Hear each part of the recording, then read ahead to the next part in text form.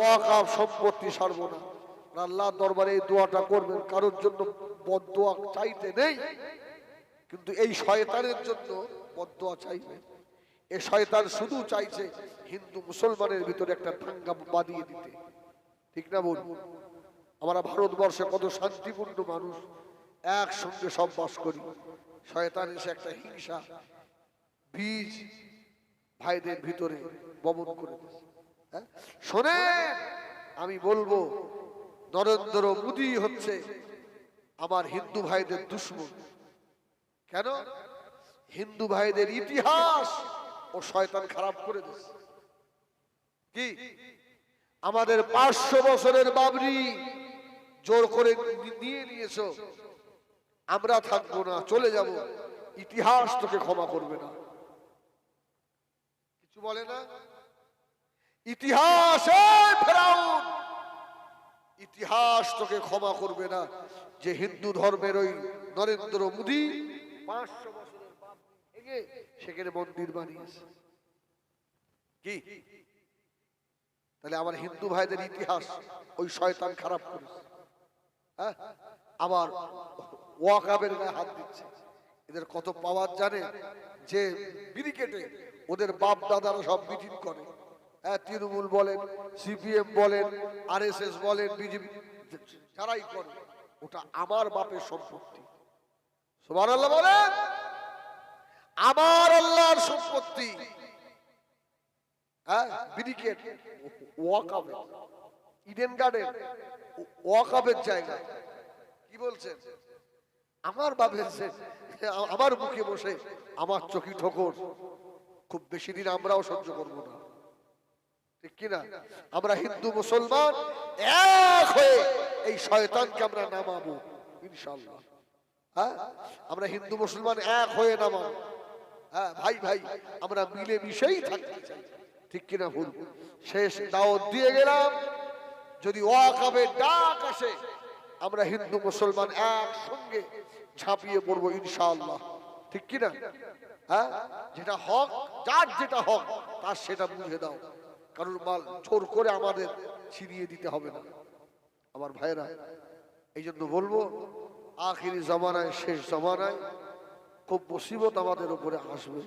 হ্যাঁ, এখানে আমাদের ইমানি পাওয়ার নিয়ে দাঁড়িয়ে থাকতে হবে। রুদুল শরীফ আল্লাহুম্মা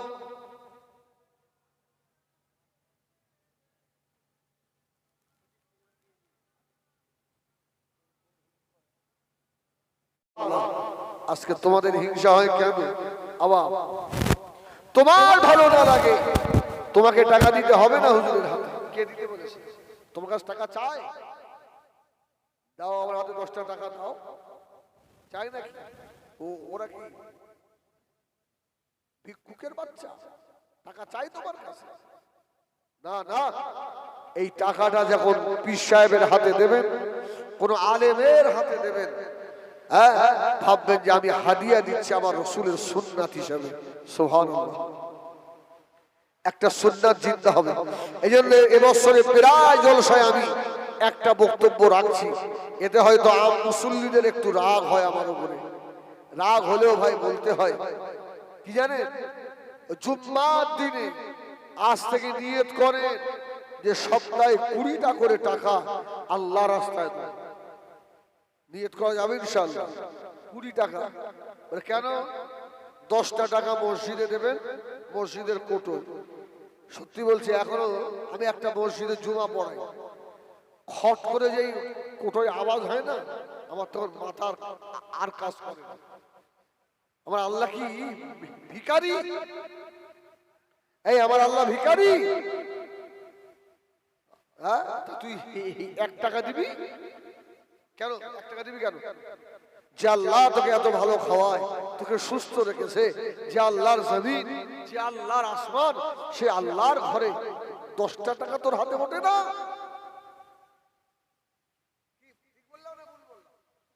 10টা টাকা তোর হাতে ওঠে, 10 টাকা মসজিদের কোটোয়, আর 10টা টাকা মসজিদের ইমাম সাহেবের হাত ধরে মুসাফা করে হাদিয়া হিসাবে সুন্নাত মনে করে আল্লাহর আলেমের হাতে দেবেন। আল্লাহ জীবনে হাত থেকে টাকা ছাড়াবে না। বোন আল্লাহুম্মা আমিন। আল্লাহ বরকত দেবে, আল্লাহ। আমার ভাইয়েরা, সোনা মানিকেরা, নবী আমার দিন দুনিয়া বাদশাহ হাবিবুল্লাহ জনাবে মুহাম্মদুর রাসূলুল্লাহ সাল্লাল্লাহু আলাইহি ওয়াসাল্লাম মদিনার মসজিদে নববী শরীফে আল্লাহ নবী বসে আছে। কয়েকজন সাহাবা মিলে একজন মদখোরকে ধরে নিয়ে চলে এলো। মদখোর বলে, ইয়া রাসূলুল্লাহ, এই মদ খাওয়া জায়েজ না জায়েজ? হারাম না? হারাম। কোন মদখোর যদি মদ খাওয়া অবস্থায় মারা যায়, ওর জানাজা পড়ানো যাবে? ওর মাটি দেওয়া যাবে? বলি সাহেব, যদি আপনাদের ইমাম সাহেব সঠিক ফতোয়াটা যদি মেম্বারে দাঁড়িয়ে দেয়, ওর ইমামতি জুম্মায় যদি বলে আসরের নামাজে আর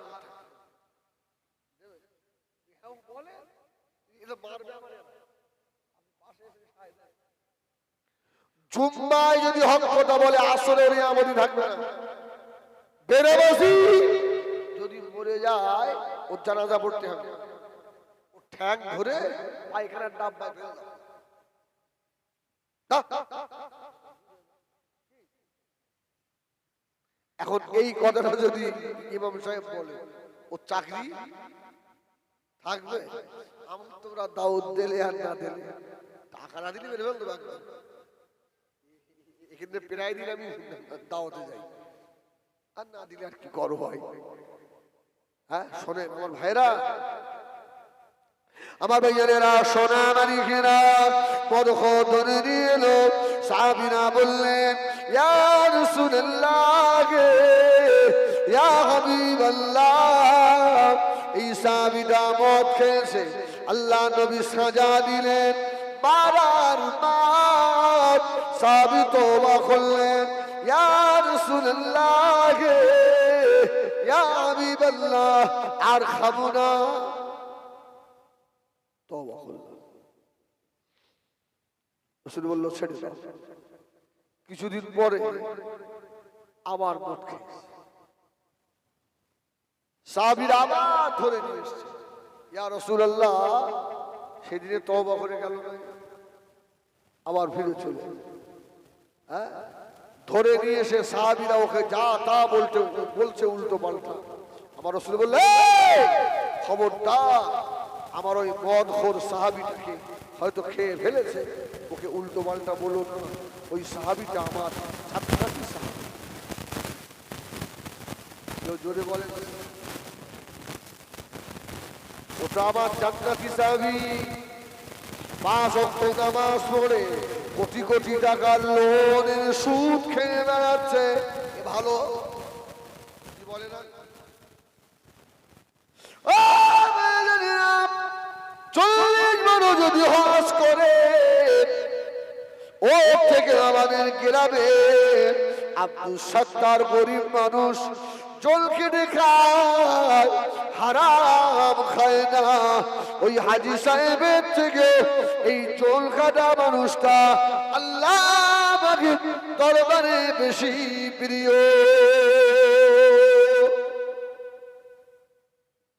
আল্লাহ সুন্দর দেখেন না, আল্লাহ টাকা দেখে দোয়া কবুল করে না, ধনী দেখে নয়, আল্লাহ দেখেন ওয়ালাকিন ইয়ানজুরু ইলা কুলুবিকুম, ভিতর দেখে। জোরে বলেন সুবহানাল্লাহ। ভিতরটা হিজবুল্লাহ গলা বাজিয়ে ওয়াজ করে, খবর নিয়ে দেখেন লক্ষ লক্ষ টাকা ব্যাংকে সুদ। কি হবে তোর চিল্লানি? তো চিল্লে লাভ কি? আবার দেখবেন যখন স্টেজে ওঠে, লাল রুমাল নীল রুমাল গলায়, মাথা করে বাবার এসে রঙি রঙের মাথা। আমি আগে বলেছি না, প্লাস্টিকের ভুল শোনেন তাহলে, আমি তখন হিপস কমপ্লিট করে, একটু অনলাইন হচ্ছে সব শুনবে তো তারা, নদিয়া জেলা কৃষ্ণনগর থেকে ভিতরে বাগমারা বলে একটা মাদ্রাসা, ওই মাদ্রাসায় আমি পড়াশোনা, আর ওই মাদ্রাসার তখন দায়িত্বে ছিলেন নদিয়া হাসখালী বেনালি বলে একটা গ্রাম। বেনালির আল্লাহর ওলি ছিলেন মাওলানা মতলুবুর রহমান সাহেব রহমাতুল্লাহ, বড় হুজুর পীর কেবলার খলিফা ছিলেন। সুবহানাল্লাহ, বড় হুজুরের খলিফা। তো মানুষটার এই এই চলে যাচ্ছে, শেষ করাও দেখবি।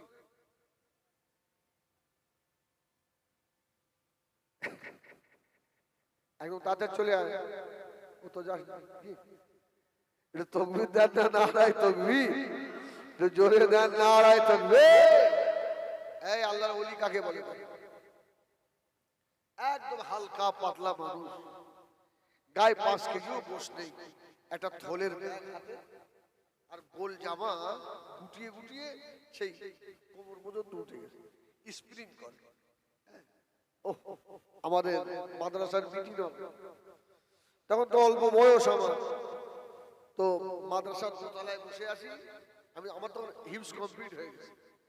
তা ছাত্ররা বলছে পীর সাহেব আসছে, পীর সাহেব, গাড়ি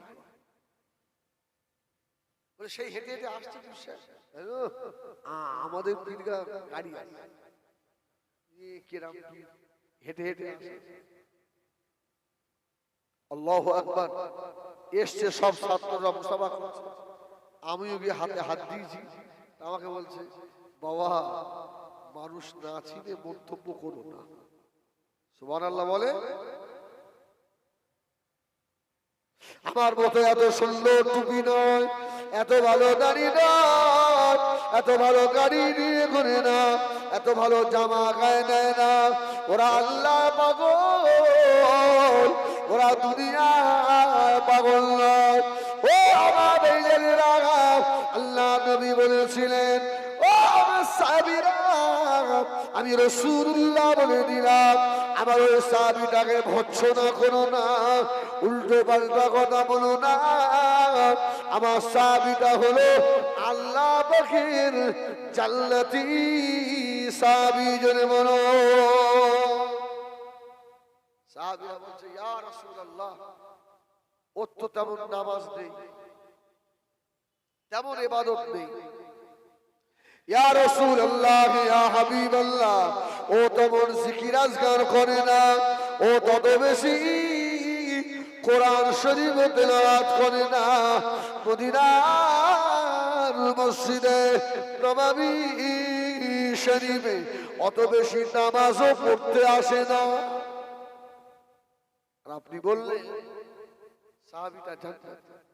আল্লাহ নবী জবাব দিয়েছিলেন ও আমার সাহাবীরা, বাবারা শুনে রাখো, শুধু জান্নাতি নয়, আমার ওই সাহাবীর ভিতরে এমন একটা আমল আছে যে আমলটা আমার আবু বকর উমরের ভিতরে সে আমল নাই। যদি বলে সব অবাক, আবু বকর ওমরের মধ্যেও নেই। সাহাবীরা বললেন ইয়া রাসূলুল্লাহ, আমলটা কি বলবেন?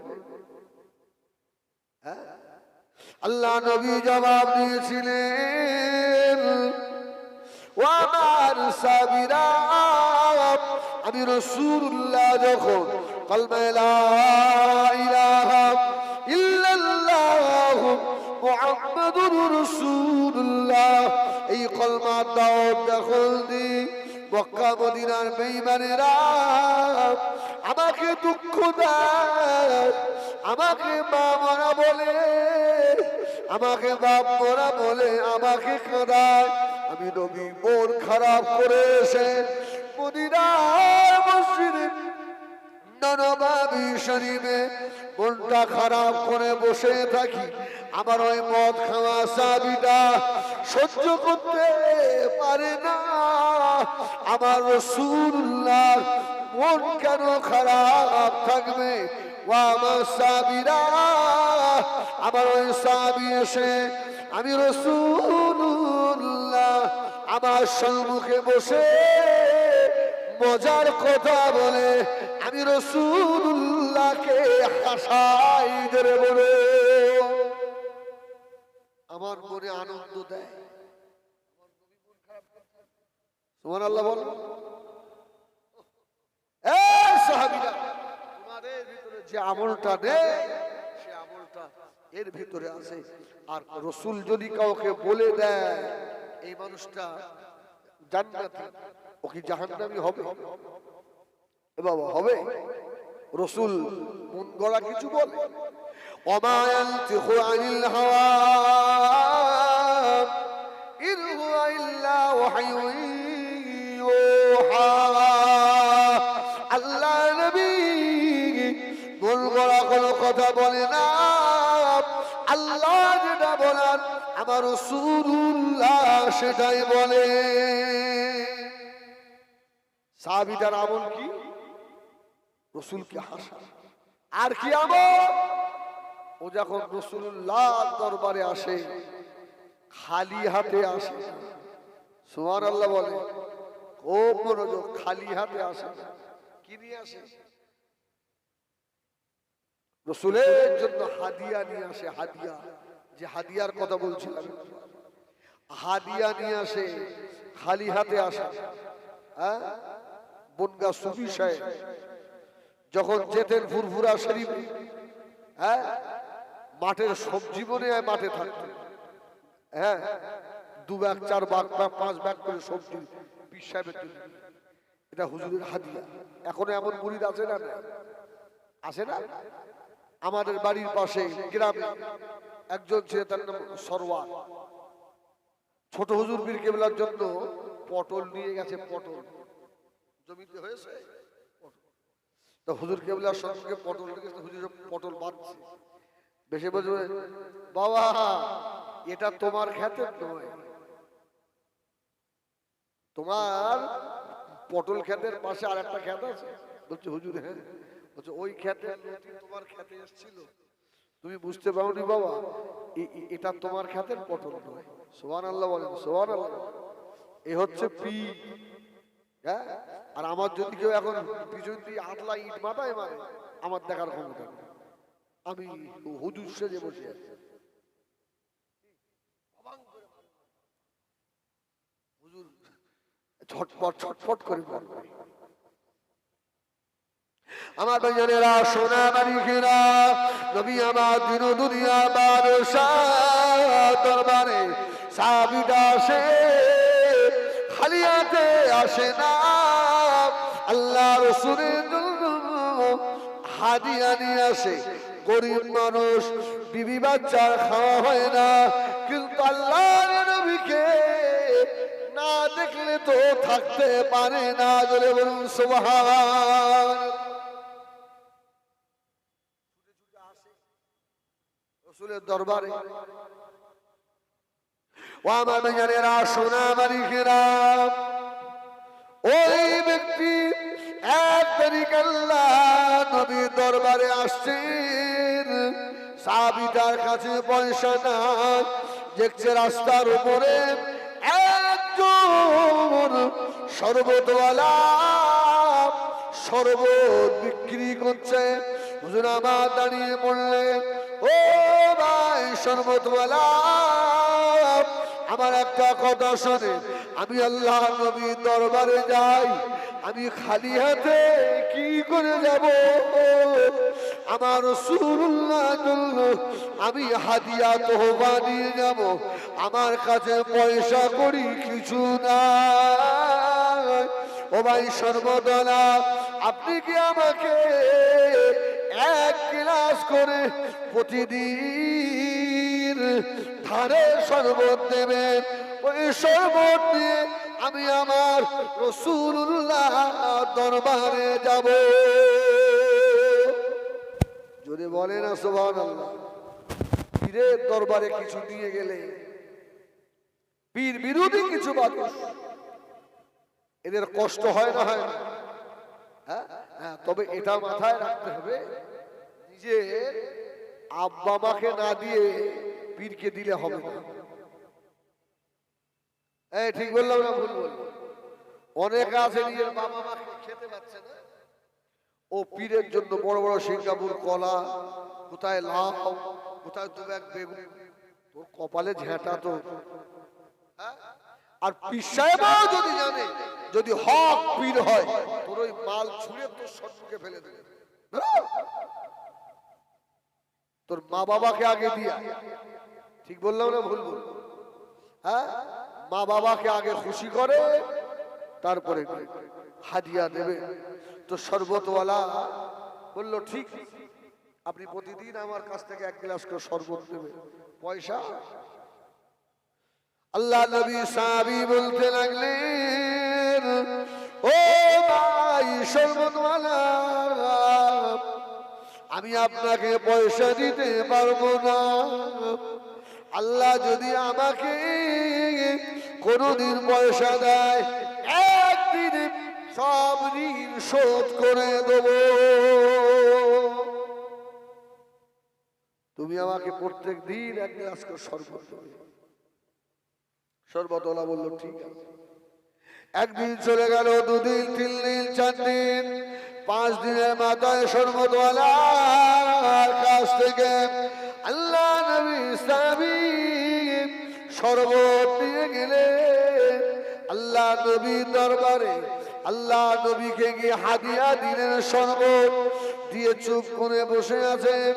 ও আমার মেজরিরা, ওই শরবতওয়ালা গিয়ে মদিনার মসজিদে নববী শরীফের গেটে গিয়ে ডাকতে লাগলো, এ বাবা আব্দুল্লাহ, আমার শরবতের পয়সা দাও। এই ওর সঙ্গে চুক্তি কি হয়েছে? আল্লাহ যখন পয়সা দেবে, আমি তো তখন ঋণ শোধ করবো। এ তো তার আগে গিয়ে হাত পাচ্ছে। আব্দুল্লাহ, শরবত নিয়ে এসছিলে, পয়সাটা দাও। আর আমার রসুল তো সম্মুখে বসে। আব্দুল্লাহ কিতাবে এসেছে, মাথাটা ঘোরাচ্ছে, বলছে চুপ কর, চুপ কর, আমার নবী শুনতে পাবে। জোরে বলো সুবহানাল্লাহ।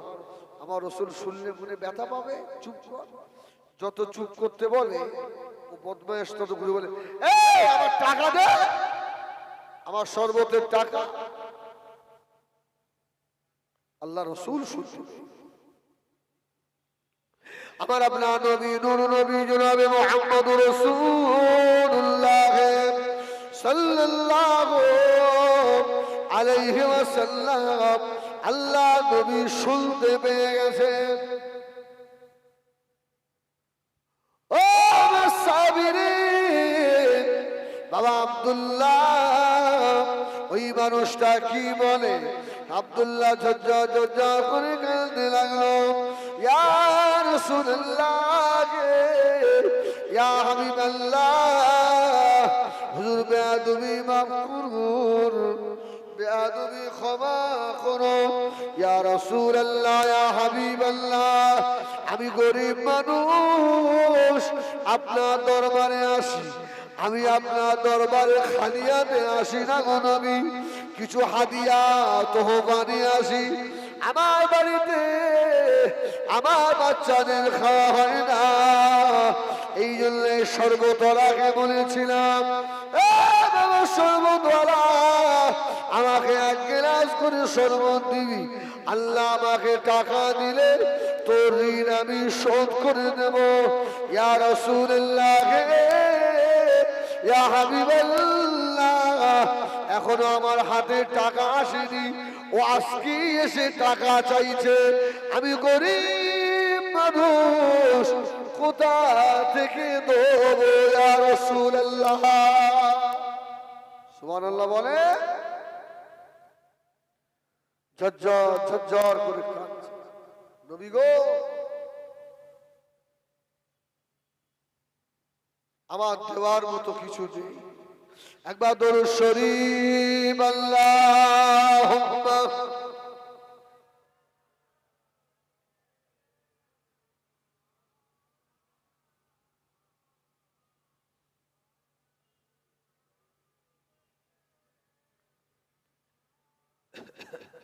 অসুবিধা হচ্ছে আপনাদের? এই অসুবিধা হচ্ছে? আমি কি ফালতু কথা বললাম একটা? इन हवाओं से कह दो इन आए इधर मुझको खुशबू की कोई जरूरत नहीं जिनकी खुशबू से महका है सारा जहां वो खुशबू मदीने में मौजूद है।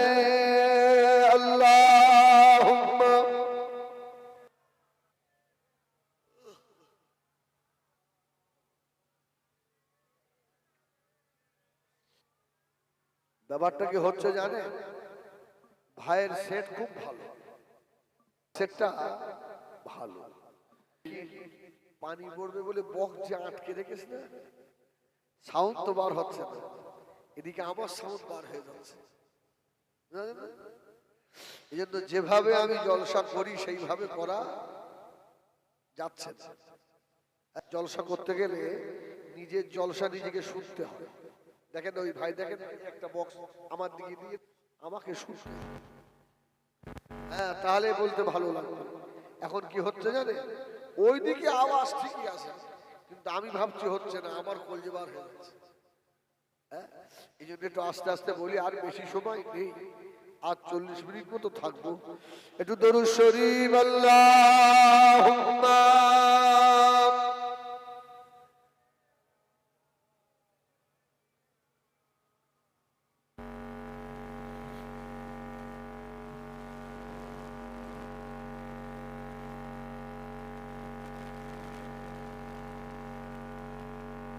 खुद नसीहत जिसका मरीजों में है ओ हकीमा गया ओ तबीब आ गया ऐ हलीमा तुझे आओ क्या चाहिए तेरे घर में खुदा का हबीब आ गया। अल्लाह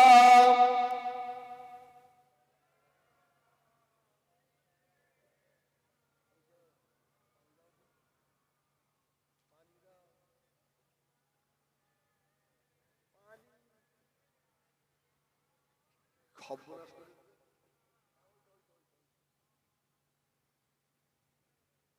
बेसहारे में जब उनकी रहमत हुई हशर का धूप वो देखता ही रह गया। बेसहारे में जब उनकी रहमत हुई हशर का धूप वो देखता ही रह गया। ऐ हलीमा तुझे और क्या चाहिए तेरे घर में खुदा का हबीब आ गया। अल्लाह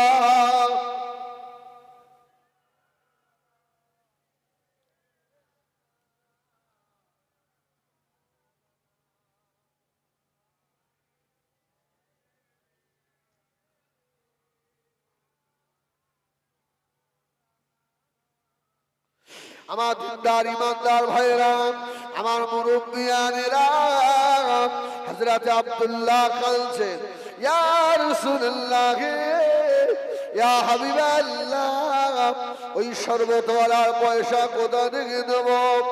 নবী আমার আব্দুল্লাহকে জড়িয়ে ধরলেন, ও আমার স্বামীরে চিন্তা করো না বাবা, আমি রাসূলুল্লাহ ওই শরবতের পয়সা আমি নবী দিয়ে দিলাম। বলুন সুবহান। আলেমদের হাতে, পীর সাহেবদের হাতে, ইমাম সাহেবের হাতে হাত দেবে, দুটো পয়সা হাতে করে নিয়ে সুন্নাত মনে করে হাতে দেবে, আল্লাহ বরকত আমার ভাইজানেরা, সোনা মানিকেরা, আল্লাহ পাকের ভয় অন্তরের ভিতরে রাখেন। নবী আমার সাহাবীদের এমন ট্রেনিং দিয়েছিলেন, আমার ভাইজানেরা, কঠিন মরুভূমির মাঝখানেও আল্লাহ নবী সাহাবীরা কোনো অপরাধে লিপ্ত হতেন না। এমন ট্রেনিং সাহাবীদেরকে আমার রাসূলুল্লাহ। মরুভূমির উপর দিয়ে সাহাবী যাচ্ছে, এক যুবতী মেয়ে, অপূর্ব সুন্দরী, রাস্তা দিয়ে একা একা আসছে। সাহাবীটা মনে মনে করছে, মেয়েটা মনে মনে করছে যে আজকে আমার সতীত্ব মনে হয় নষ্ট হবে, এই মরুভূমিতে আর কেউ, আজকে আমার ইজ্জত নষ্ট হয়ে যাবে। যে মেয়েটা আস্তে আস্তে আগে চলে এসেছে, রাসূলুল্লাহ সাহাবী মেয়েটাকে সালাম দিয়েছে। জোরে বলুন, জোরে বলুন। আরে এর নাম হচ্ছে মুসলমান, এর নাম মুসলমান। আজকে দেখেন না এই কাশ্মীরের কেসটা নিয়ে কি হচ্ছে, হ্যাঁ বলেন।